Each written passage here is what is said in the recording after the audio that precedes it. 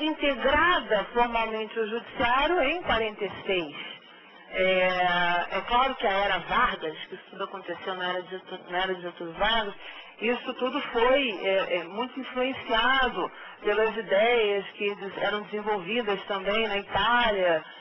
A Carta del Lavoro na Itália inspirou muitas ideias e a própria criação da magistratura trabalhista, o que fez com que a Justiça do Trabalho não fosse muito bem vista por alguns setores, justamente por essa influência.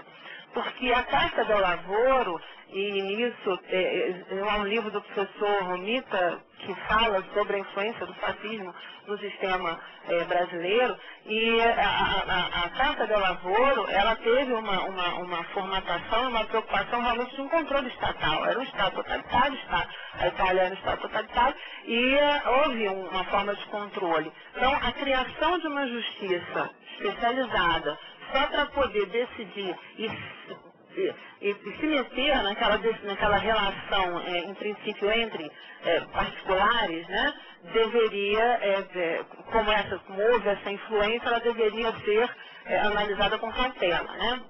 Então, por isso, houve várias vozes aqui mesmo, no Brasil, que defendiam até a extinção da Justiça do Trabalho, dada a ausência de necessidade de uma justiça especializada e dada essa influência de um sistema totalitário e de controle nas relações privadas. Bom, passei esse histórico para vocês, para a gente poder entender um pouco como funciona, porque talvez até, não sei, não posso precisar, porque de todos os estudos feitos sobre o assunto, há muitas defesas apaixonadas sobre teses, né, de influências políticas ou não. De fato, isso pode ter acontecido, mas o que vivemos hoje é uma situação que, como já ouvi dizer, não dá hoje para colocar Brasil dentro de Portugal, né? Portugal descobriu o Brasil, mas agora não dá para devolver. Então, houve a especialização e hoje o Justiça do Trabalho tomou uma dimensão, uma importância. Conversava há pouco sobre justamente o volume das causas na Justiça do Trabalho, a quantidade de ações que há hoje na Justiça Trabalhista. Então, hoje a Justiça do Trabalho tomou uma importância que é necessário que se faça um delineamento, né, para poder especificar e saber ao certo quais são as atividades que serão julgadas pela Justiça do Trabalho. Mas então vamos voltar àqueles sistemas unificados e fragmentados para a gente saber então como funciona aqui no Brasil. Como é que é isso? Porque eu estava falando sobre isso, parei para falar um pouco sobre a origem histórica da Justiça Trabalhista, mas é importante que a gente saiba também como é que é o nosso sistema, como é que se enquadra isso dentro do panorama. Bom, já sabemos que aqui no Brasil a gente não tem uma concentração numa única justiça para julgamento de todas as causas, trabalhistas, previdenciárias e acidentárias. Na questão do acidente do trabalho, a gente vai ver também pontualmente. Mas a gente já sabe, por exemplo, que questão previdenciária não é trabalhista. Se alguém quiser discutir com o INSS, a sua aposentadoria, se está pagando certo, que contribuiu tanto ao longo de tantos anos e a autarquia previdenciária fez um cálculo equivocado, o valor não é aquele que tem que ser, e quer fazer uma revisão ou quer fazer uma modificação, a pessoa já sabe que ela não vai vir para trabalhista.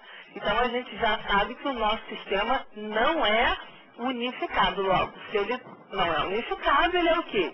Ele é um sistema fragmentado. Então a gente ainda tem uma fragmentação aqui no Brasil dessa estrutura da justiça trabalhista. Bom, se é fragmentado, mais uma razão para a gente se dedicar, para nós nos dedicarmos, entendeu? A verificar o que é que está na trabalhista. Porque se é fragmentado, qual é a parcela, então, que é da Justiça do Trabalho? O que deve ser julgado na Justiça do Trabalho? E hoje esse tema ganha até uma importância maior depois de 2004, porque a Emenda Constitucional 45, ela vem e traz um rol de causas no artigo 114 da Constituição, e no seu inciso 1, especificamente, fala sobre, dispõe sobre a competência para relações de trabalho, retirando a ideia apenas de lides empregatícias, como havia antes de 2004. Bom, então chegamos ao ponto da nossa aula de hoje, que é começar a falar sobre o primeiro inciso do artigo 114, ou seja, essa interpretação sobre relações de trabalho. Quais são as relações de trabalho que são julgadas pela Justiça Trabalhista? São todas? São só aquelas que envolvem emprego? Qual é a diferença entre uma relação de emprego e uma relação de trabalho? Não é a mesma coisa? Não é trabalho? Tudo da mesma forma? Bom, então, vou parar um pouco, vou falar um pouco sobre relação de trabalho e relação de emprego, para a gente depois voltar e chegar a uma conclusão sobre os limites do artigo 114 no seu inciso 1. Não obstante, o STJ tem editado já súmula sobre o assunto, mas como ainda o tema é ainda sujeito a interpretações e o STJ, apesar de ser a corte que soluciona conflitos de competência entre a trabalhista e a justiça comum, na verdade o Supremo Tribunal Federal ainda deve dar a posição sobre o assunto, a posição final, para que haja uma interpretação conforme a Constituição e que se estabeleça como então deve ser interpretado o artigo 114 no seu inciso 1. O Supremo já fixou algumas interpretações com relação ao servidor público, com relação a questões criminais, que nós vamos ver também, mas isso daqui a pouco. Então, na relação de trabalho. O que seria uma relação de trabalho? O nome já diz, numa relação de trabalho, o objeto é a prestação de serviços, né? Eu tenho aqui o objeto da contratação como sendo o trabalho. Então, eu contrato trabalho de alguém. Bom, mas então, isso não é emprego? Então, a relação de emprego, ela na verdade é uma espécie da relação de trabalho. A relação de trabalho é o gênero e relação de emprego é a espécie. Como assim? Relação de trabalho é um mundo e a relação de emprego é um país. Mas como é que eu vou identificar então se a relação de trabalho é de emprego ou se ela não é de emprego? A relação de trabalho que é de emprego tem 4 características essenciais. Subordinação, que é a principal. Habitualidade, ou não eventualidade. Onerosidade e pessoalidade. São os 4 elementos. Há quem inclua ainda a alheiabilidade, que é a prestação de serviço por conta alheia, mas isso a gente vai analisar também como o próprio elemento da relação de trabalho. Bom, então vimos que uma relação de trabalho, para ela ser de emprego, ela tem que ter 4 elementos.